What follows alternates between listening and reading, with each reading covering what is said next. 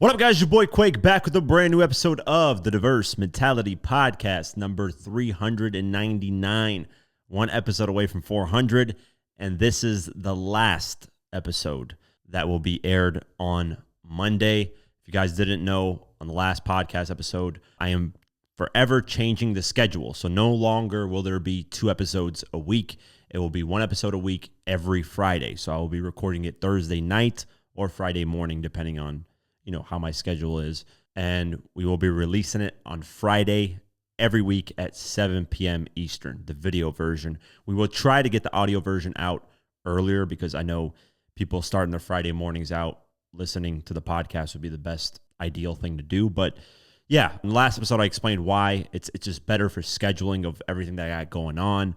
It's for the greater good because it wasn't necessary to do 2 episodes a week. It was when I had guests or co-hosts because I couldn't meet with them every single day to record stuff. I had to meet with them as frequently as I could possibly to record stuff and be more up to date on news. But now it's just me, so I can record immediately when something news-wise happens, and I can put it, on the podcast and have the clips out and, already rotating as the news happens. And then we can just compile them together and put them on the full podcast episode. So that's why we're doing it with 1 episode a week. It will also give me more time to be more creative on the episodes. Now, I know that every Thursday night now, I will be focused on the podcast. Now, you're probably saying, well, Quake, you had 2 episodes a night. 2 episodes a week. You knew that every Sunday night and Wednesday night, you would need to record it. But what would happen with those 2 episodes is, I would want to do a top 10 list of something or my favorite rap albums from T.I. ranked or whatever the case may be. And the timing from the Monday episode to the Thursday episode would be so close sometimes, or the timing from the Thursday episode to the Monday would give me a little bit more time, but things would happen then in between with news and stuff. So then it would be like, shit, I gotta record it tonight. All this new stuff, I can't do this album rankings. I'm trying to listen to these albums, but I can't do this because of this. So it just gets more compiled that way. But with 1 episode a week, I know that hey, Thursday afternoon is solely the podcast, and I can plan better. I can listen to projects and albums and stuff like that, give my reviews, all that, So with that being said, I know Kanye just dropped the Bully album. I listened to a couple tracks. I am going to potentially review that for the Friday episode, but I have another thing planned for the Friday episode. Since it's the 400th episode, I don't know why I did this. Fuck, it is the 400th episode. I'm doing these those quotation things with the finger.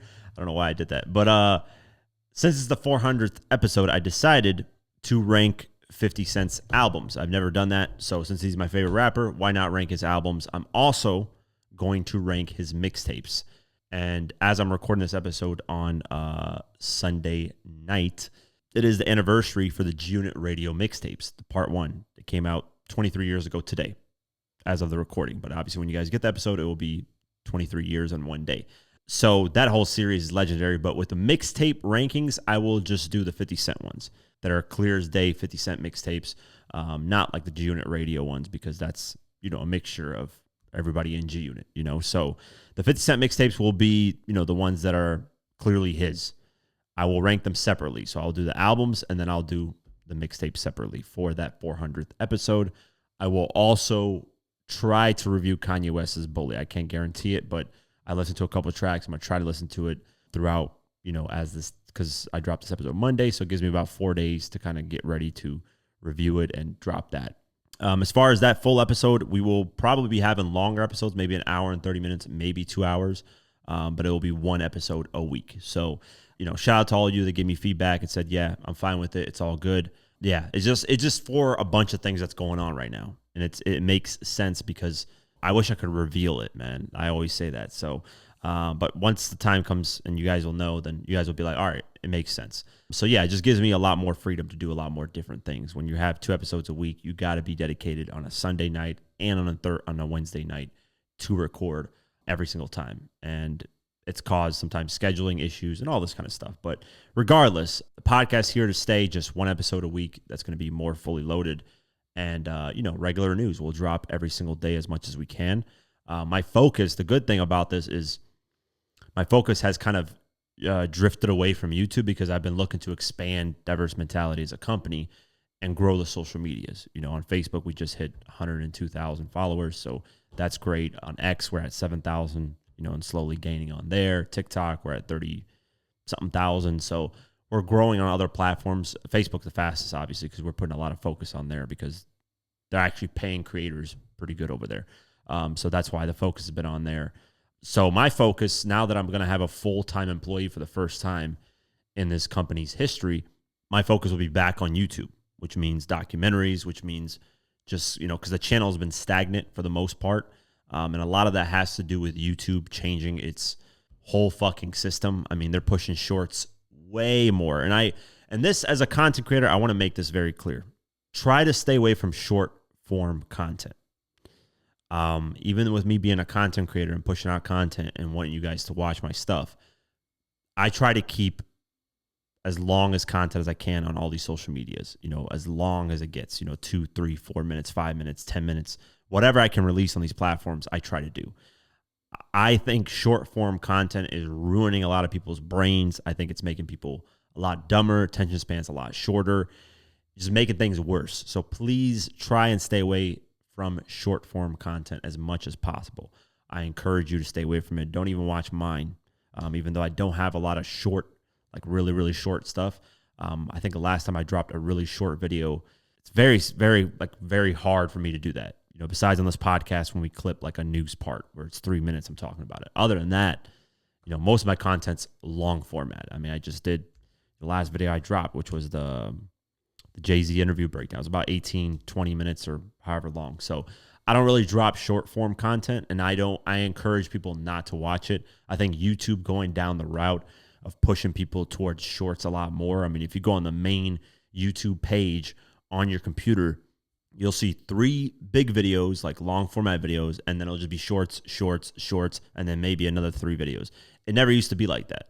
The main page used to have 6 or 9 videos on the main page. So that's why my channel has been kind of struggling to adjust to that because, it's just they're pushing more of shorts instead of the long format content. So I want to get back focusing on YouTube now that I'm going to have a full-time employee that can focus on social media for me.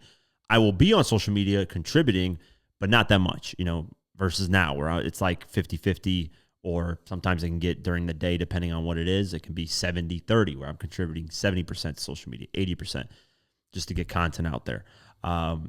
So once, he's full-time and he can focus on social media for me, I can then go back to YouTube and start to deliver more documentaries and just more content that I started with in the beginning, Yeah, that's kind of the great news about it is, my attention is shifting more to YouTube, which, has drifted away from YouTube for a while now because it's just really, to be honest with you, the artist interviews, we did that for a little bit. Trying to get more artist interviews sucks at times. You just can't chase down people. Oh, yeah, I'm going to come. Oh, yeah, meet me here. We'll do it. Just doesn't happen.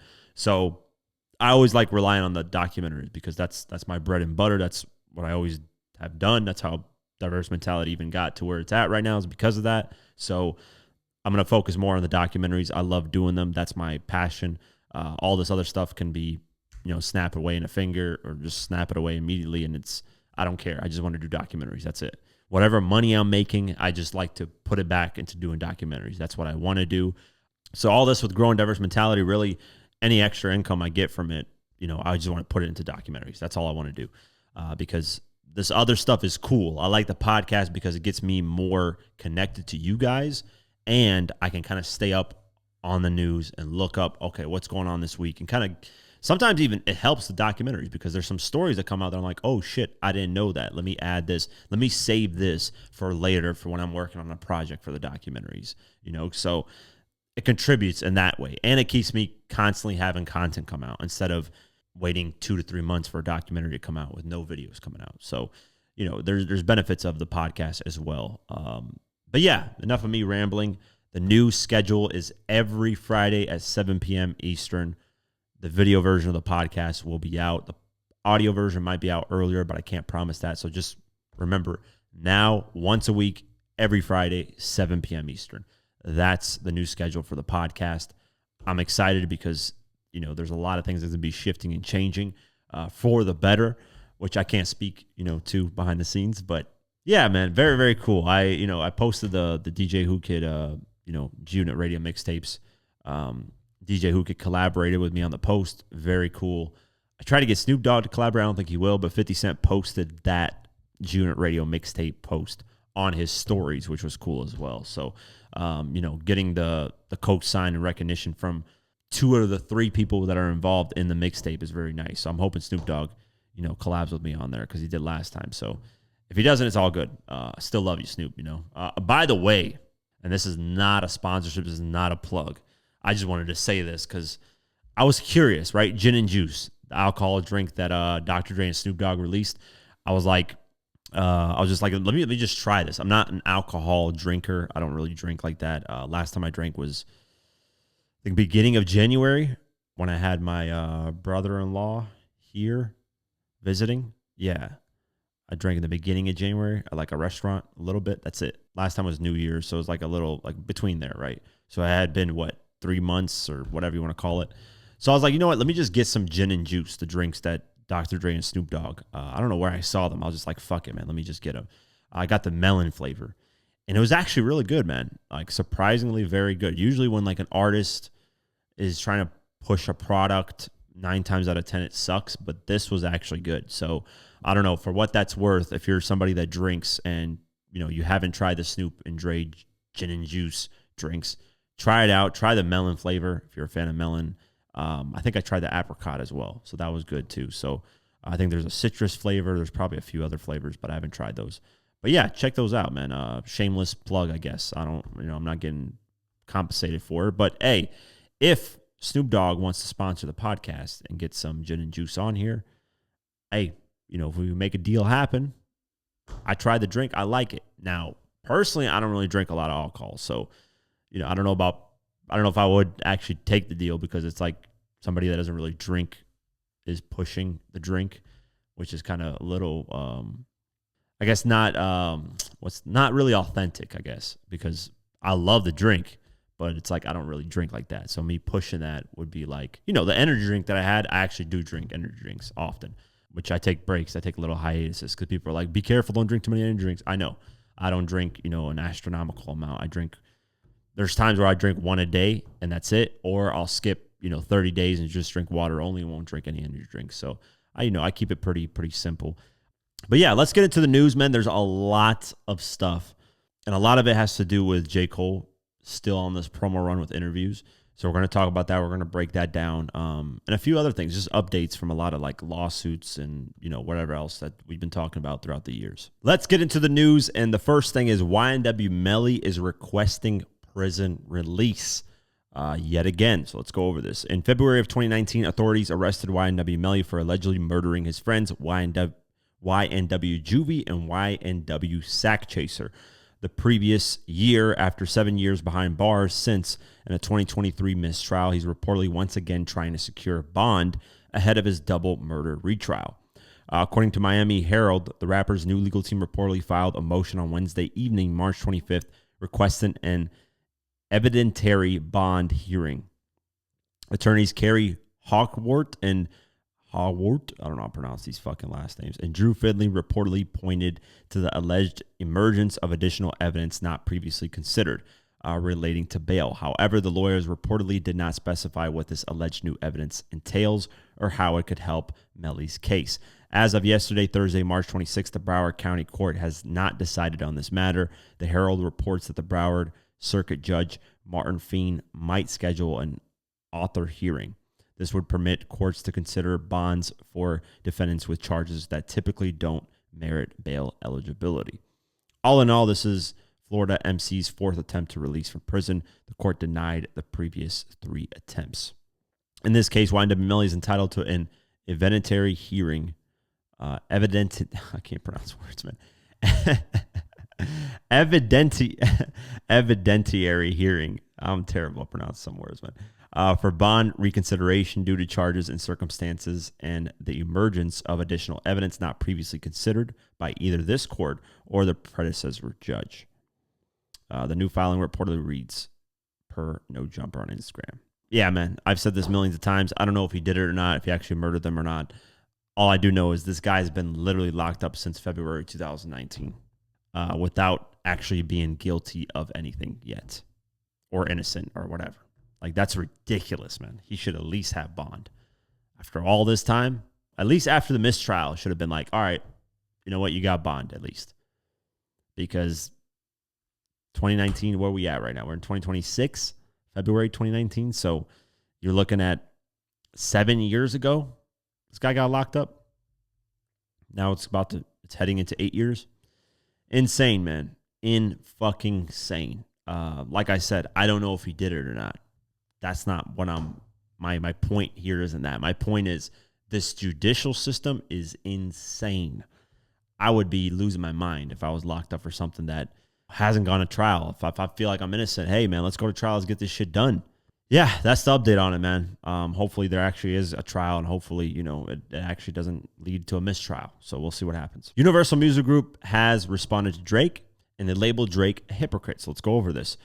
Drake is stirring up a storm ahead of his new album, Iceman, as he continues to attempt to revive his lawsuit against his label, UMG, for releasing the Kendrick Lamar diss track, Not Like Us. He believes they defamed him by dropping the song, but the label isn't backing down in appellate court. According to a Rolling Stone report from Nancy Dillon, the label argued in a new appellate brief yesterday, Friday, March 27th, that this astoundingly hypocritical appeal over a previously dismissed suit lacks logic. They stood by the United States District Judge Danette Vargas' ruling last October, arguing that Drizzy is trying to turn the law upside down and willingly ignoring his own disses towards K-Dot.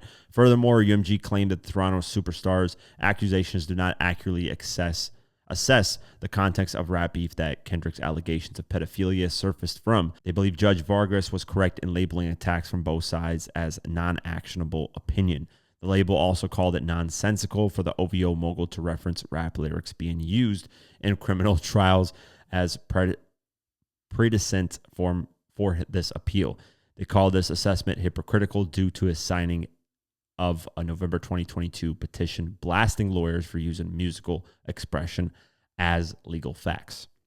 That's funny that he did that in 2022. On the other hand, Drake's argument against UMG rests on the idea that the track does not provide factual assessment of its allegations and saw aggressive backing from the label. His legal team also argued that a dismissal could set a dangerous precedent for any accusations from an artist, and that a jury trial is necessary to prove the lyrics are true or false. Their next response in this appeals process is reportedly due by April 17th. We will see if this appeals process is victorious for the boy or if he finds another brick wall in his way. In either outcome, this legal matter will continue to spark a debate among hip-hop fans for the foreseeable future. It already experienced a dismissal, but a story like this doesn't go away that easy. With Drake's new album incoming any day now, we'll see if lyrical responses emerge too. Man, this Iceman album has been dragged out like a motherfucker, man. This is the first time. Actually, never mind, because Drake announced that Views album for a while before it came out. I think he announced the Views album in 2014, after Nothing Was the Same. Yeah, I think in 2014, and then it came out in 2016. Well, it was first called Views from the Six, and then he changed it to just Views, which is a great move because Views from the Six would have been, sounds like a mixtape title, to be honest with you. Regardless, I don't know what to expect from this Iceman album. That's what I'm curious about, this lawsuit and stuff. We'll see what happens. I really, I thought maybe if Drake can prove that there is some type of boosting going on, there's some type of payola, exposing labels on that front will be huge, and it would help a lot of artists. But he's probably getting benefit from that stuff too. So we'll see, man. Iceman album, I guess it's coming out anytime now. I mean, we're in spring now. We missed the whole ice, era where it's fucking freezing cold. It's practically, we're in March, man. April's coming up, spring, all this stuff. So you kind of missed the whole ice, cold theme, I guess. But yeah, I hope this album, man, is one or the other. I don't want a mixture of, this is what I mean by one or the other. Either the album is just nothing about beef and it's just about, making hit records and having fun and, Drake being Drake, or the album is straight up just dissing people.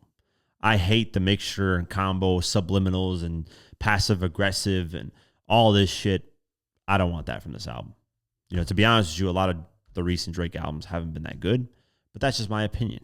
I can't, speak for other people. Some people love Certified Lover Boy. Some people love her loss, which is 21 Savage. Some people love For All the Dogs. Academics saying it's a classic, which is crazy. But some people love those albums, so I can't speak to those people. But for me personally, Drake hasn't had a good or a great album since Scorpion, really. I mean, Scorpion, it's a very long album, but I think it has really great moments in it.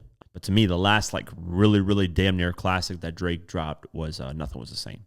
That was like, that's it. And then If You're Reading This Is Too Late came out, which was great, but it wasn't, I liked If You're Reading This Is Too Late. I expected, the problem with Views, and here's my problem with Views, and this is me personally. This has nothing to do with the actual music, because the music on there is good. But my perception of Views at the time was that we were going to get Nothing Was the Same on steroids, essentially. Or If You're Reading This Is Too Late on steroids. That's what I was expecting. And we didn't. That's what I was expecting. That's the problem. When somebody gives, like, I guess when you announce an album 3 years ahead of time, and you're dropping all these other projects, and somebody likes those type of projects, they're assuming that the album is going to be like that project, but on steroids. At least that's how I took it. So that kind of ruined Views for me, because I kind of had this, I guess, preconceived perception of this album. And it didn't meet that expectation for me. So for me, it disappointed. But I've listened to the album, and it's, as the years gone on, it's actually aged pretty well for me. It's maybe a great album now. At the time, it was a average to good album to me. Which means like average is literally 5 out of 10, and then good is 6 or 7 out of 10. Has it gotten to great? Maybe, after all these years for me, because it's about to be 10 years since it came out, which is fucking crazy to say. But yeah, 10 years later, maybe an 8 out of 10, maybe. I think I'm still sticking with 7, maybe 6. Yeah, man, I just hope this Iceman album is something that's no bullshit. Either you go Eminem Kamikaze on this bitch, or you go fucking Take Care and start singing your heart out and, add a couple little bars here and there, and that's it. No in between. I don't want no shit that's passive aggressive, that, Iceman, that album title should mean that you're cold-hearted motherfucker. Like, I don't want no rumors of Future being on the album. I want none of that shit. I want him solo dolo saying fuck everybody in the industry. That's what I want. That's what a great classic album would have came from Drake. Iceman would have been a classic if that happens. I said would have, like it already came out, but it will be a classic if that happens, because Drake is fully capable of delivering great music when he's, when his back is against the wall. I think so. Even though the Kendrick, people might argue that the Drake diss tracks weren't that good, but as time gone on, man, I actually enjoy Push-Ups. In Family Matters, I like the last third portion. Yeah, man, I think, we'll see what happens. But enough of teasing with this album, man. Just drop the shit already. Let's get it out here. Let's stop talking about this all hype and shit. Just drop the shit already, Drake. We're tired of fucking waiting, Drake. So we get Drake probably release an album. We already had J. Cole release an album. We just had Kanye release an album. Maybe Eminem releases an album. Maybe The Algorithm, a.k.a. Curtis, releases an album. Maybe Jay-Z. That would be a great year for hip-hop, man. Very good year. Maybe Kendrick drops something. Who knows? I think it'll be a great year for hip-hop if all that happens, but we'll see. Updates on Fat Joe's Accuser, and they decided to resigned. I don't know how to pronounce that word properly, but basically take back something they said in the lawsuit. Let's go over this. Fat Joe might have to update his defamation lawsuit against Terrence T.A. Dixon, since Dixon's original filing against Joe has dropped some of its more serious allegations. According to Billboard, his legal team filed an amended complaint in court yesterday, Thursday, March 26th, that removes allegation of sex with minors and RICO violations against the rapper. So there you go. That's not true, according to him, because he's taken it back. Terrence T.A. Dixon's original accusations against Joey Crack emerged last year. Dixon, Joe's former hype man, accused him of sex trafficking, racketeering, and fraud, alleging that he personally witnessed him partake in sexual relations with a 15-year-old girl and a 16-year-old girl. However, in the amended complaint, the plaintiff and his legal team removed the pedophilia and RICO allegations. Still, this new filing continues to accuse Joe of violating the Traffic Victims Protection Act. Dixon claims a New York MC manipulated him into working for him and participating in non-consensual sexual activity. The other claims in the new lawsuit relate more to business matters, as Dixon accused Fat Joe of withholding due wages and failing to properly credit him as a co-writer on various tracks. Dixon's attorney, Tyrone Blackburn, reportedly did not immediately respond to a request from Billboard to address those dropped allegations. Elsewhere, Joe's lawyer, Jordan Sieve, issued the following statement to the publication.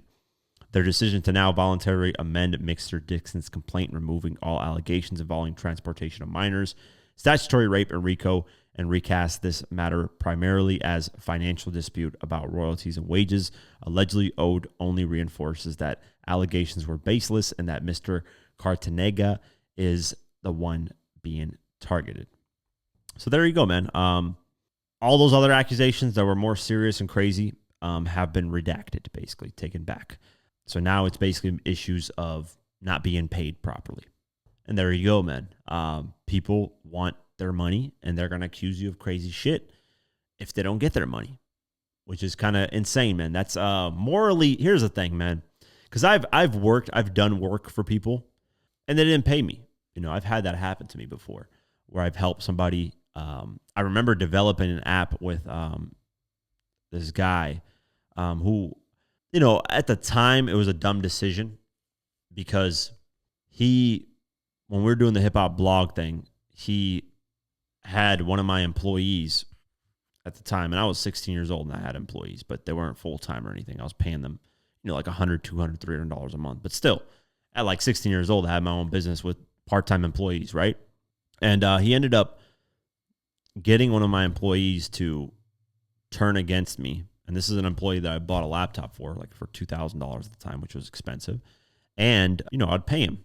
And he got that employee to turn against me and destroy my whole website. I woke up on New Year's with the whole website destroyed. Everything that I posted, everything just cleared out, destroyed. And I ended up going into business with the guy that tricked my employee to destroy all my stuff, which was a dumb move. I don't know why. Why would I like as a kid, at the end of the day, I was a kid though. I didn't think, you know, I thought always the good in people. And as we talked, you know, I said, why'd you do that to me? And, you know, oh man, you're competition. So I just decided, you know, like, oh, whatever the conversation was, right? And then I ended up going to business with them when it comes to developing an app. It was a music app, and it was actually called Gouet, which was the hats I used to wear. And that's why my name on social media is Quake GW. GW stands for the Gouet app. Little known fact. You know, people are like, why do you have GW on there? But that's the reason why. And I never ended up changing it. It just stayed like that. Yeah, we started developing the app, and, you know, I paid him all this money, you know, from all the money I was making for my website, and he just stopped responding to me. He just took all my money and just stopped responding to me. And I didn't, and here's the thing too, another dumb mistake as a kid, not really knowing how to properly do things. I only knew him by his first name. I never saw his face, never knew who he was. You know, I just knew some information of where he lived because he had posted a picture of his mansion, right? But all in all, it was his dad. His dad was a really, really successful doctor, or like a scientist doctor. So that house that he posted on his Instagram, I had screenshotted a while ago. So I ended up Google searching that house, and I found his dad, and his dad was, you know, this is his office and this is what he's at. So I ended up calling. I was like, hey, you know, your son, you know, I'm going to sue your son. You know, I know where, you know, we can serve him papers and stuff. I'm going to sue him for, you know, completely, you know, ignoring me and taking my money with the app. So, you know, he was like, okay, I'll talk to him. You know, he's sorry. He's just kind of all over the place. Basically, he's a spoiled brat. The guy was a spoiled brat. Someone who just whack, corny, just terrible person, right? But yeah, that was a situation where I could have, you know, gone down the route of, oh, let me accuse this guy of this, this, and this, and lawsuit and this and this. And ultimately, we ended up settling because why go to court? You know, it just would have cost a lot more money and time for them. And they knew, you know, I had proof that he was in the wrong. You know, I showed his dad. I was like, look, like here's the proof. He's not responding to me. He just took my money, you know, and his dad was like, that's it. I mean, you know, you sue us. You have a right to, you know, win, you know, and any lawyer would have took that case, you know, any lawyer would have took that case because it was clear as day. He just ducked me, took my money, you know, and it was a lot of money. I think at the time it was like $20,000, $25,000. This is, we're talking 2012. So whatever inflation, let's see how much. I'm just curious. I never even looked into this. Let's just see. 31 $1,500 to $32,000. So that's how much I essentially paid in today's money, almost $35,000, to help start to develop the app, and that's just the beginning stages of the app. It was supposed to be a music app with, I might show pictures of this, or I might actually like talk about this in the future one day, but it had features that no other app was doing at the time. Like it was a Spotify, it was Spotify on steroids. And it's still, and here's the funny thing, still these current apps don't have some of the features that I've developed in my mind with this, which is kind of crazy because we're 10, 15 years down the line, they still haven't come up with these ideas. But that's something down the line that if I have the money and I want to focus on something like that, I will probably do it. But that's a huge venture. That's just so much things that can go wrong. So I probably won't ever do it. I might just sell the feature to like Spotify in the future if they don't do it, because it is a feature that like I'm surprised like none of these companies have thought of. Regardless, all that happened. I never thought of suing the guy and accusing him of raping children. The funny thing is about that guy too is he had issues talking to females. So I remember one time he was asking me, he was like, I really like this girl. How do I talk to her? This and that. And he was like, oh, we're at this thing with a bunch of friends. I don't know how to talk to her. What should I do? And I told him, hey man, just talk to her. If it hits off, right? Invite her to like, hey, I'm going to go to the gas station and go get something. You want to come with me? Stuff like that where you're kind of separating from the crowd, or just say, hey, let's go for a walk here, or, let's go check out this or whatever. Separate from the crowd, and that's where you can spit your game and, eventually. And he ended up marrying her, man. So shout out to me for being the fucking, I don't know, what's that matchmaker, and helping him on that situation. But yeah, he, I haven't talked to that guy in well over 10 years. So, just I would never be like, oh, he ended up raping a kid or, all this. I've seen him do this, just to get my money back. That's just crazy. And that's what I think this guy essentially did with Fat Joe, is that he threw a bunch of random accusations on him just to try to get the money. And as clear as day, he's dropped a lot of those accusations. Now it's really just about money. So that's why I brought my story into this, because it relates to this, where I could have took the route of suing somebody and accusing them of multiple different things with no proof. And, if he was a celebrity, it would hit all the headlines, and then some people would just see it and think that that's what he's done without even looking up to updates on anything, So it's unfortunate, man, that in today's time that you can just throw shit out there like that. I think with celebrities, these type of lawsuits should be held secret unless some actual information comes out, because now you can just sue a celebrity and say they did stuff, and it hits all these headlines, and then people that don't follow up on it, think that that's true, unfortunately. So yeah, we'll see what happens moving forward, but this is just a money play. That's the way I look at this Fat Joe situation. 50 Cent has kept his word and has donated a healthy sum of money that he made from the Diddy Netflix documentary to domestic violence nonprofit organizations. So let's talk about this. 50 Cent is making a generous donation to several nonprofit organizations across the Shreveport, Bossier City, Louisiana. They include Gingerbread House, the Fountains, Community Development Corporation, and Families Helping Families Region 7. Others are Ellie Foundation, Moms on a Mission, and Best 13. Then rounding up on the list are a bunch of other ones. And he said, I said I would donate proceeds to domestic violence and to sexual assault victims, and I kept my word. I didn't say where I would make the donations, and I like Shreveport, 50 Cent said in the video. The rapper and entrepreneur has been working alongside the Shreveport community for a handful of years now, so it's cool to see him continuing this relationship this way. As caught by KSLA, Councilwoman Tabitha Taylor expressed that the very sentiment in her address. It is a commitment that he made when he chose Shreveport, Louisiana. It's nice for us to have economic development, but in that process too, we need to make sure people are whole. Overall, 50 Cent has donated a total of $500,000 to these 9 organizations, which all support domestic violence and sexual assault victims. He's pulling the money from the earnings acquired via the Diddy Netflix documentary. Round of applause, man, because a lot of people were talking shit saying that 50 wasn't going to donate, and here he is, man. He just didn't donate on your time. He donated whenever he felt like donating. So shout out to him, man. $500,000 is a lot of money. I wish I had $500,000, but I hope the money gets used well and it's actually used for victims, because some of these nonprofits, man, you never know, man. They'd be taking the money and just alone in themselves. But 500,000 across what? A few nonprofits, I think 12 or 9 or something like that. Let me see. Yeah, there's like 6 or 7 nonprofits, so split that between $500,000 and, it's a good sum of money, 60, 70,000 probably, something like that. So yeah, round of applause at 50. Speaking of 50 though, he decided to clown Jimmy Henchman, aka James Rosemond. Jimmy Henchman and 50 has been beefing since the game signed with G Unit. That's really where that stems from. And 50 made a post on social media, posting a photo of Jimmy Henchman. In the photo, he said this, which is really random. And I was like, what the hell is going on? Because this is kind of crazy to see.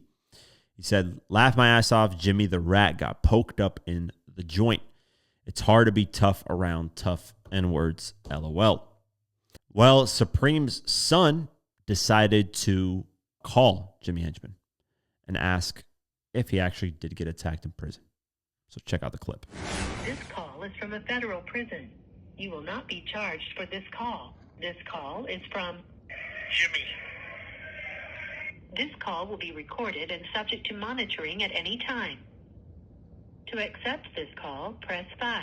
To block this, you may begin speaking now. Yo, With you, young blood. what's going on? What's going on, Jimmy? Oh man, ain't nothing, my brother. Everything good? Man, everything is everything, man. Yo, man, talk to me, man. I can hear it in your voice already, man. Like, yo, this shit is crazy, man. Well, liars always be liars, and when people always listen to rappers, that's what they gonna get. They gonna get a bunch of lies, right? Especially lying-ass rappers. Yo, But at the end of the day, I'm well and fine, brother. you good, right? And that joint is a false rumor, right? False rumor all the way, man. I've been down 15 years, and ain't nothing has happened to me, man. And so, let's make sure that people are clear. You know what I'm saying? Yeah. I ain't never been to no PC. I ain't never been ran up. Nothing ain't never happened to me. No, I ain't never even had an argument since I've been down. So, all this stuff about this the second time this liar done put a rumor out there that I got stabbed up, right? I'm fine and well, brother. I'm in population. Ain't nothing wrong with me. It's all love over here, man. What? Only concern is coming home, man. Exactly. Back to my family. Why you think that he keep putting them lies out there about you? Like, what is it? Like, what do you think it is? It don't even matter, right? They tricked me once and got me in prison. They not gonna trick me no more. All he is a bait trap for the police, and I'm not biting. I'm not biting. Word. You know what I'm saying? I got like 15 calls about the whole situation when he posted that joint, because he got me blocked on his page, so I can't even see it. But 15 people called me, and I'm like, oh man, I hope OG ain't nothing. And I'm like, you know what? I'm like, yo, that it gotta be a lie. Ain't nothing happening to Jimmy in there, man. Trust me, there'd have been dudes in the penitentiary calling, saying something happened to me. Ain't nothing happened to me, brother. In the 15 years that I've been down, right? See, them guys would never survive in my situation. They couldn't survive this. Trust me, I can survive this, man. Yes. Ain't nothing going on this side. Just because a person says something doesn't mean that it's true, right? Mm-hmm. And that's what these guys are used to now. And when street guys are listening to rappers and everything that they say is true, this is what they'll do. They'll put rumors out there, false statements, and all kind of stuff. But they're going to have to get up a whole lot earlier than that to trick me again. And I'm not being tricked. I'm not biting at the bait. But I'm cool. Everything is good with me, and it's all love, man. I'm here, man. I appreciate. Keep in touch, man. Yeah, no, for sure, man. Appreciate the call, man. I'm glad everything is good with you now. I look forward to seeing you when you touch down, man. I know you'll be touching down real soon, inshallah. So, word. Inshallah, things will work out, man. And they design is to make sure I don't come home. My design and my job is to get there. So Let them keep doing shaitan work and doing what they do. I'm going to keep doing what I do, and that's getting home back to my family and not letting these dudes. This call is from a federal prison. Not letting these dudes trick me again, trick me out of my freedom. Right. And they definitely can't trick me out of my life. Right. All they could do is get me locked up. And so it's all love, brother. It's all good, man. Tell your pops I said what's up, and it's all love, all right? Love. Peace, Jimmy. All right. Peace. So there you have it. Jimmy Henchman responds and says, hey, that's false. You know, stop listening to rappers and all this stuff. And then 50 doubled down. And he said that it was Damian World Hardy. If you don't know Damian World Hardy, he had ties with Lil' Kim. 50 and him kind of went back and forth for a little bit because 50 was disrespecting Lil' Kim. And then Damian World Hardy like shot the shit up out of G-Unit offices or some shit like that. That's how the story goes, at least. So 50 posted Damian World Hardy's mugshot photo and said, World put Jimmy on a gurney, LOL, 3 months ago in Hazleton, old rat ass guy lying now. He's in Missouri. I know what's up. See, it's hard to be tough around the tough N-words. And there you go. 50 ended up deleting that post later, though. So 50 saying it happened a couple months ago and that he just got word of it right now and decided to post about it. I thought it was like, you know, somebody like had reported on it or something. I heard academics probably said something about it, but I don't know. So 50 saying that was out of nowhere and random. But yeah, 50 hates Jimmy Henchman. Tupac hates Jimmy Henchman. So sometimes I feel like, man, 50's like the revenge for Tupac, you know, because he's like gotten back at Diddy. He's gotten back at Jimmy Henchman. These are people that Tupac hated and had issues with. And there were reports that obviously Diddy put money on Pac's head and killed him. So 50 is really the avenger for Tupac in this case with Jimmy Henchman and with Diddy. It's kind of quite funny, actually. And even Suge Knight to a certain extent, but that's a whole different conversation. So updates on that, and we'll see what happens. Maybe Jimmy Henchman responds. He's locked up. I don't think he's ever going to get out. He says he's hopeful he will, but with all that he's got going on and all that he's been accused of, I doubt it.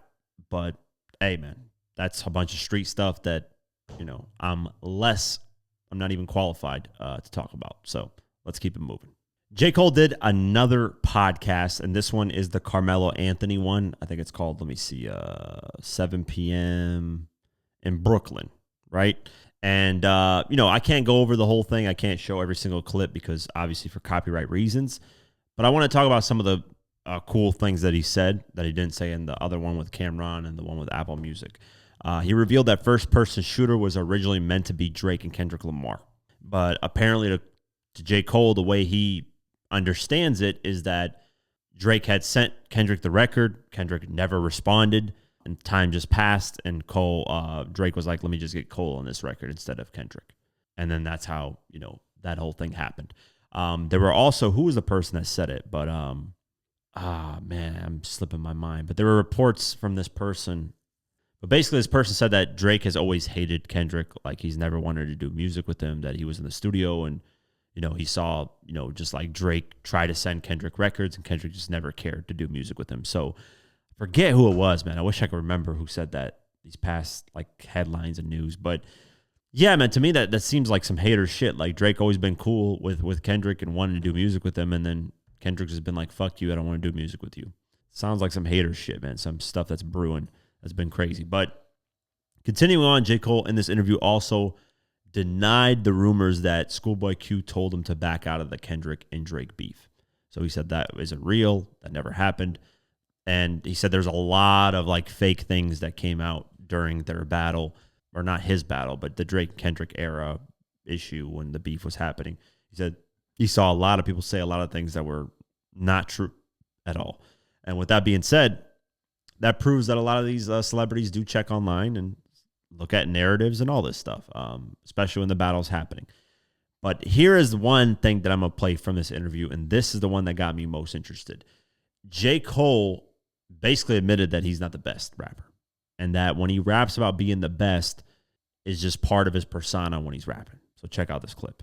But you said something in the beginning, how like on songs, like how I say I'm the best on songs. It's like, ask me in real life, do I think I'm the best rapper alive? Do you think you're the best rapper alive? Bro, it's a nigga named Black Thought that exists. It's a named Lupe Fiasco that exists. It's niggas that on any given day, even my peers, a Drake or a Kendrick, where it's like, yo, I know on any given day I can show up to the studio and get these niggas 80. But I know they can show up on any day in the studio and give me 80. And I might only have 30.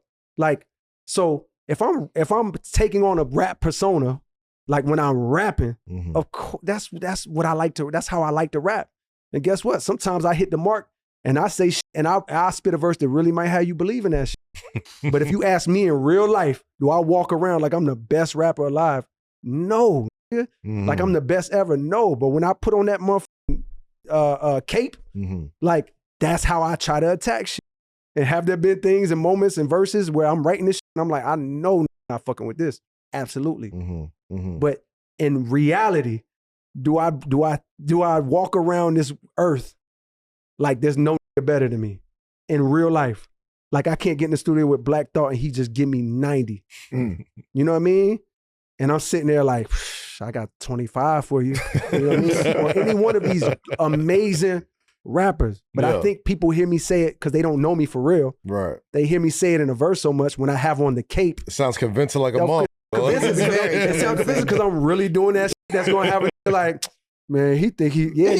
No, you think when you. So basically saying like, listen, I'm not out here parading like I'm the best, but I can be the best at certain moments. And that's the honest reality, right? He's basically giving people what the honest reality is that, you know, like how he's talking about points, I can give you 80 points on a given night. Yeah, if you catch an artist at the right time, they're in the right zone, and you collab with them, they will whoop your ass on that record if they're a good artist. That's just, or a good rapper. So that's really just the gist of it. It's very rare where people are debating who had the better verse. You know, if you have a record like that, like Renegade, where people debate it's Eminem or people debate it's Jay-Z, that's one of those tracks where it's like, damn, they're really close and they both killed it. You know, and that's how I feel. Sometimes I'm like, damn, Jay-Z just, because I listened to Renegade, I think like 2 or 3 days ago, out of nowhere.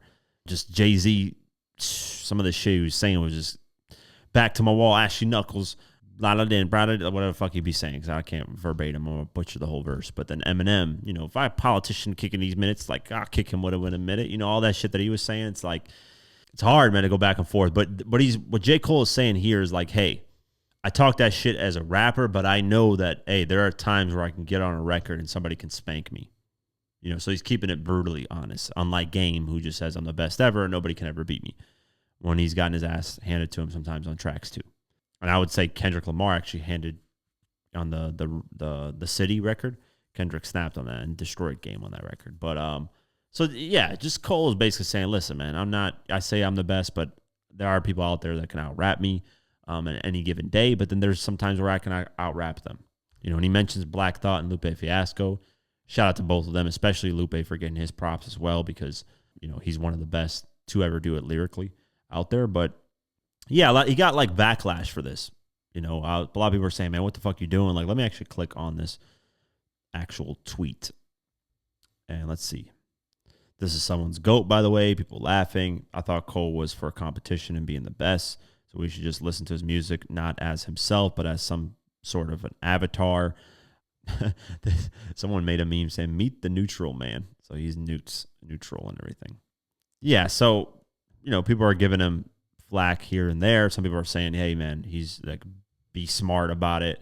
Like one guy here is like, I'm convinced y'all are dumb. Cole just implied nobody is objectively better, which in the real sense is fact. Some reason why the debate of who is the best rapper will continue forever, because nobody is objectively the best. Cole understands this. Same reason there is no general consensus on who is the best basketballer is. You know, they're going to continue to debate this all day, get a grip. Yeah, so basically, you know, there's no definitive best of anything. At the end of the day, it's opinion. There is legit someone right now who thinks Soulja Boy is the best rapper that's ever existed. And I'm not even joking. There are people out there who think Soulja Boy is one of the best. You know, I think they're wrong, obviously. I mean, most of the world hasn't considered Soulja Boy as one of the best rappers ever. So they're wrong, but that's their opinion at the end of the day. That's the thing with art, man. Anything art is basically opinion. Yes, is there some facts of sales, of this, of that? You know what I've been watching? I've been watching the author J.K. Rowling, who wrote Harry Potter. I've never read a book of Harry Potter. I've never watched the movies. You know how I got into watching her interviews? That Harry Potter TV series that got announced. For some reason, I clicked on it, and then I saw the author do an interview. And I was like, you know what? Let me watch this. I don't know. I don't know what made me do it, and I'm glad I did because her story is very interesting. But she even says it. She's like, listen, just because I sold 800 million books and it's the best-selling series of all time doesn't make me the best writer of all time. It's objective. There's some people that don't rock with Harry Potter. They don't like it at all. I've never even watched it. I really could care less about it, to be honest with you. I'm not interested in Hogwarts and wizardry and all that stuff. I could care less. Now, will I ever give it a chance? Potentially in the future, but I just don't care that much. Now, am I saying that she's a horrible writer? I don't know. I can't judge that because I've never read her books. But at the end of the day, it's just opinion. Yes, you could sell a lot. You could do all this. You could do all that. You could have #1 records and all this stuff. But, hey, man, Drake is one of the best-selling. Eminem's one of the best-selling. And there's people that don't like them at all and think they're corny and trash. That just is what it is, man. So that's why whenever people give opinions and stuff, I don't really get butthurt about it. I could care less. At the end of the day, it's your opinion. So when people like try to get me to get mad by saying, oh, 50 only has one good album, he only has one good classic, I'm like, bro, that's your opinion. Congratulations. Like, I disagree with it, obviously, but it's your opinion. That's what you feel like. You feel like, and then there was one guy that said, like, 50's a pop bubblegum rapper. He's not lyrical. He's trash. He makes ABC rhymes. And I'm like, bro, you either one, you're trolling, or two, you've never actually heard his music. Because if you actually listen to the mixtapes and listen to the albums, great storyteller, can get lyrical. I mean, Straight to the Bank is one of those moments where he got very lyrical, and it's a dope record. So, everything is subjective, man. Who you think is the best rapper, who you think is the best basketball player, regardless of championships and all this stuff. Like Michael Jordan getting 6 rings in a row was because his system was built around him really well. And on top of that, his competition, maybe he's really good that his competition didn't look good, but really the competition wasn't that great. It was pretty subpar at the time. And that plays a huge role. And the same thing with LeBron when he was on the East and plowing through the East. A lot of the East was trash. That's why he was plowing through them. And that's why he got to the finals 8 times in a row. Because the East wasn't really that good at the time. Yeah, he had competition here and there with Derrick Rose and who else, man? At a certain point, the Celtics, but then they disbanded. The Mavericks, or actually, no, the Mavericks was the finals. I'm tripping. Atlanta Hawks to a certain extent when they were on that 65 win, whatever hell win that they had. Like that. LeBron didn't really have much competition in the East. That's why he's plowing through them. So a lot of factors play into it, man, of why somebody could be the best. And it's just an opinion. That's all it is. That's why it's always debated. And that's what J. Cole is basically saying. Like, hey, I can say I'm the best when I get on records, but, hey, man, there's people out there who I think can out-rap me at any given moment. And he even mentions Kendrick and Drake and says maybe they'll give me 80 points one night, while I only give them 25 points because my bars just weren't there, So he's just basically saying there's a chance, that just because if I say I'm the best doesn't mean that there isn't a moment where somebody can get me. At the end of the day, we're all human. We're not perfect. Nobody's perfect. So that was the interesting part about it. I'm not, I don't really, any backlash on that is ridiculous in my opinion. But, hey, man, that's the internet. They're going to complain whether Cole says something or not. So, yeah. Let's get into it. New music. Yeet dropped ADL, the album. Yay. Kanye West dropped Bully, which, I'll probably review on the next podcast episode. Chief Keef dropped Skeletor, the album. I did not know that. Central C dropped All Roads Lead Home, the EP. Fetty Wap dropped Savior. I did hear the single that was released on there. He sounds way different, reinvented, which is pretty cool. Busta Rhymes dropped Talk Ya Shit. Jordan Lucas and NBA Youngboy dropped Deep End. Young Blue dropped World at War, the album. And that's it for new music released. Album sales. BTS Airy Rain debuted at #1 with 651,000 copies sold the first week. That is fucking insane.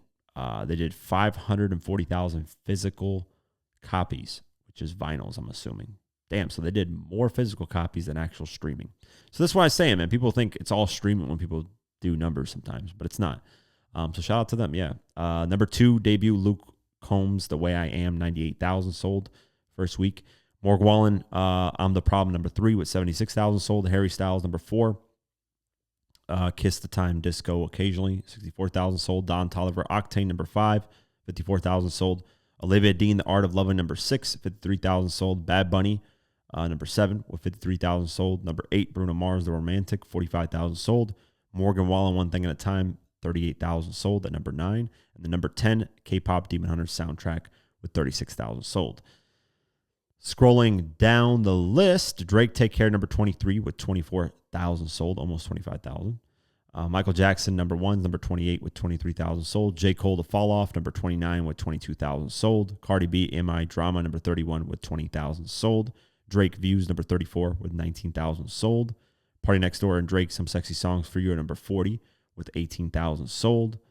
Drake, Certified Lover Boy, back on the top 50 charts at number 48 with 16,000 sold. And Eminem, Curtain Call, The Hits, number 49 with 16,000 sold. And Kendrick Lamar just broke the record of having his album on the Billboard 200 for 700 weeks straight, I believe. So big round of applause to Kendrick Lamar for that. And that's it for today's episode. This is the final episode that comes out on Monday. New schedule is Friday, every Friday, once a week at 7 p.m. Eastern on YouTube. And the audio version will be out at the same time as that, or possibly earlier. We'll see. So every Friday now, once a week, new episodes. So stay in tune with the new schedule. And thank you guys, man. Thank you guys so much for the support. Spotify, Deezer, Podcast, YouTube, all that. Have an amazing night, day, whenever you listen to this, and peace.